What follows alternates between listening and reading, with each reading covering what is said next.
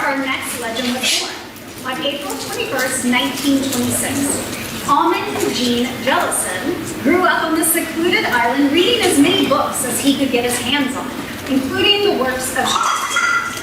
By the time he went to high school, he began directing plays. He graduated and went to Colby College in Waterville, Maine, and this is where he met his future wife, Carolyn. This is also where, as a student, he became the artistic director of the Colby College Theater Arts program. Gene moved to LA to go to UCLA for his Master's in Arts, studying English and drama. And in 1955, he and Carolyn married in a small church in Westwood and began building a family. They would go on to have 4 daughters and a son over the years. Gene finished his master's degree at UCLA and continued tossing pizzas at a pizza joint on Santa Monica Boulevard until around 1960. He was hired as an English and drama teacher at Santa Monica High School, where he would go on to be a much beloved teacher. Being in Santa Monica, it wasn't long before he found the Morgan Theatre. He did some acting, but really shined as a director. His first show was Dinny and the Witches, which would be the start of his long career at our theater.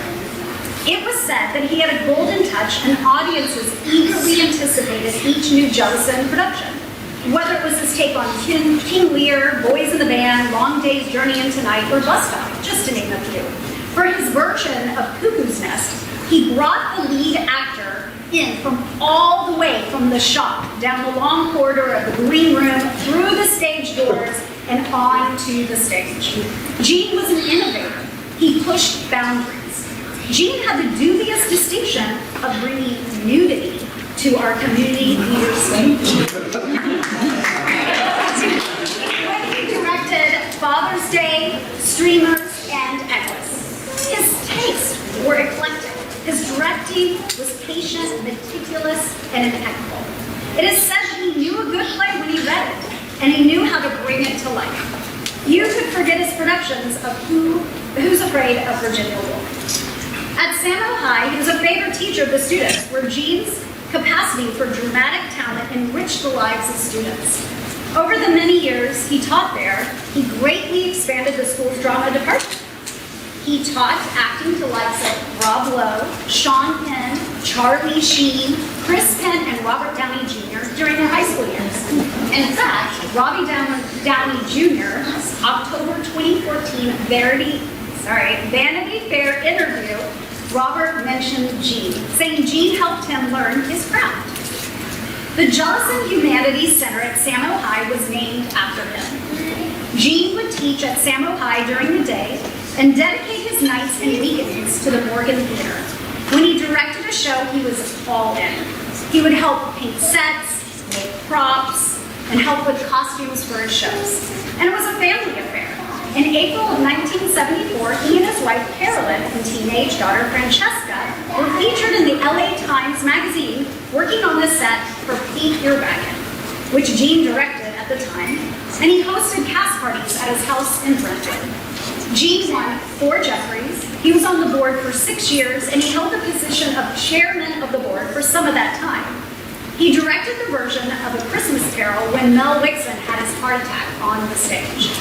Gene was the one who hired Ann Gasoline. Good was the last show he directed before retiring and moving back to Maine with Carolyn. He continued his theatrical pursuits and found the Hockamuck Players on Swans Island. He also started the Rubicon Theater in Maine. Gene kept directing until he could. He died of complications of dementia on March 8, 2012, at the age of 85. For his prolific body of work in directing and for dedicating more than 20 years to theater, the Santa Monica Theater Guild proudly bestows the honor of legend to Gene Jellison. To accept the award on his behalf, please welcome to the stage his daughter, Francesca.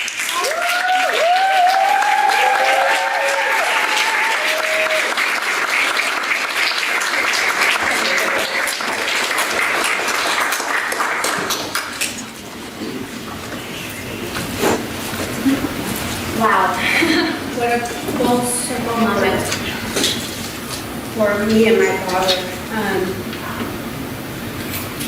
Everything was pretty much said, like you said, which was in my speech.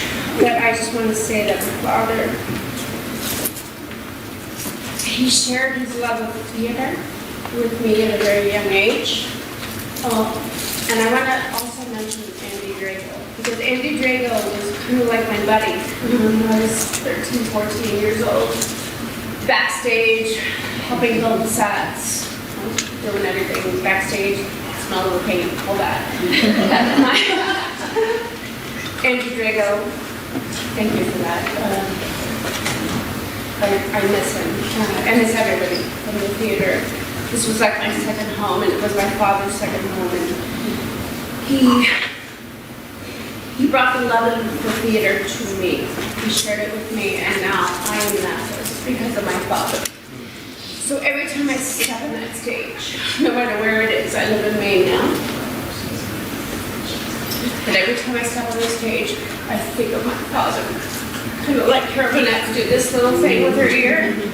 For me, it's a wink and a nod to my father. Every role I take, I'm a character actress, but I'm a dramatic actress, I'm a music actress, whatever. I get that there, and I just honor my father. Thank you.